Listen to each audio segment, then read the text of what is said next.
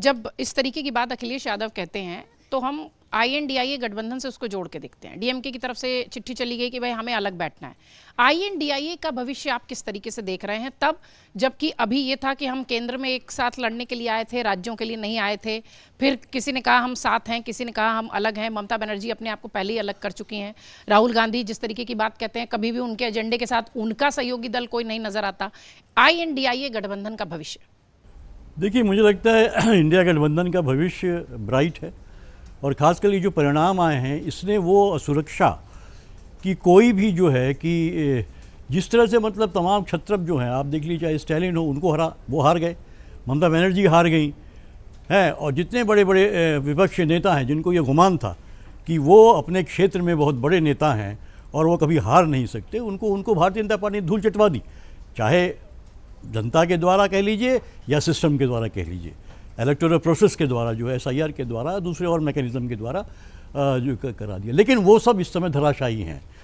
तो उनके लिए एक इंडिया जो अलायंस है उसी को मजबूत करना बहुत ज़रूरी है, अगर उनको 2029 की लड़ाई को लड़ना है कन्विंसिंगली और भारतीय जनता पार्टी को बाहर करना है। और इसका रियलाइजेशन अब ममता बनर्जी को हो, तो उनका पहला रिएक्शन यही था कि मैं इंडिया अलायंस को अब जो है स्ट्रॉन्ग करूंगी और मैं उनके साथ हूँ। जबकि ममता बनर्जी भी वो नेता थी जिनको ये गुमान था कि वो बहुत बड़ी नेता हैं, कभी हार नहीं सकती हैं, और वो लगातार जो है कांग्रेस के खिलाफ, दूसरे और के खासकर कांग्रेस के खिलाफ, क्योंकि कांग्रेस जो है कि इंडिया गठबंधन को आगे लेके चली थी, उसी की एक तरह से वर्चुअली उसको लीड कर रही थी, तो वो लगातार उसके खिलाफ जो है वो बयान देती थी, कोऑपरेट नहीं करती थी। हमने देखा कि लोकसभा में और राज्यसभा में भी जो है कि वो कभी कभी कांग्रेस से अलग होकर कुछ मुद्दों पे जो है, लेकिन फिर SIR का मामला आया तो एकजुटता फिर दिखाई दी।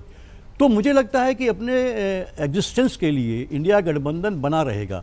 ये थपेड़े आएंगे, और देखिए ये शुरू से बहुत साफ था कि इंडिया गठबंधन जो केंद्रीय चुनाव है सेंट्रल लेवल पे, वो हम साथ लड़ेंगे, और जो अपने अपने, क्योंकि हर पार्टी के अपने अपने प्रभाव क्षेत्र है होता है और वहाँ बढ़ना, ग्रो करना चाहता है, तो वो कॉन्ट्राडिक्शंस पैदा होते हैं। कोई पार्टी छोड़ नहीं देगी, हाँ तुम ले TMC तुम लड़ो, हम नहीं हट जाते हैं, और जो तुम लड़ो SP तुम लड़ो, हम नहीं, BSP के तुम लड़ो, वो सब चाहते हैं, लेकिन एक अंडरस्टैंडिंग हो तो बेहतर है। लेकिन अपना अपना वजूद बचाने के लिए हर को अपने अपने क्षेत्र में अपनी स्थिति को मजबूत करना पड़ता है। मुझे लगता है वो एक इनहेरेंट, आप कह लीजिए, मुझे वो एक हेल्दी फैक्टर लगता है इंडिया अलायंस का। इसके बावजूद इंडिया अलायंस एक साथ है। हम 2024 में देखा अच्छे परिणाम आए, और 2029 में अगर कुछ और बेहतर करना है या भाजपा को हटाना है तो निश्चित रूप से इंडिया अलायंस को एक साथ आना पड़ेगा। और मुझे लगता है वो मैकेनिज्म में है उनके, और वो उनके DNA में भी है कि हमको जो बड़ा ऑब्जेक्टिव करना है केंद्र लेवल पे, जहां हम एक साथ होकर उसको हरा सकते हैं, तो वो आएंगे साथ में। और ये झटके जो लगे, मुझे लगता है ये उनको और प्रोपेल करेंगे कि हाँ इस तरफ हमारे गठबंधन होना चाहिए।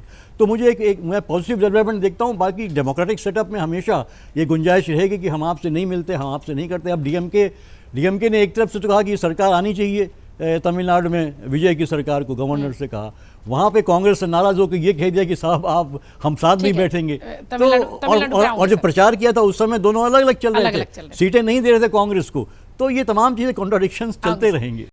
अगर आप ये वीडियो YouTube पर देख रहे हैं तो हमारे चैनल को सब्सक्राइब कर बेल आइकन दबाएं, और Facebook पर देख रहे हैं तो हमारे पेज को लाइक करें।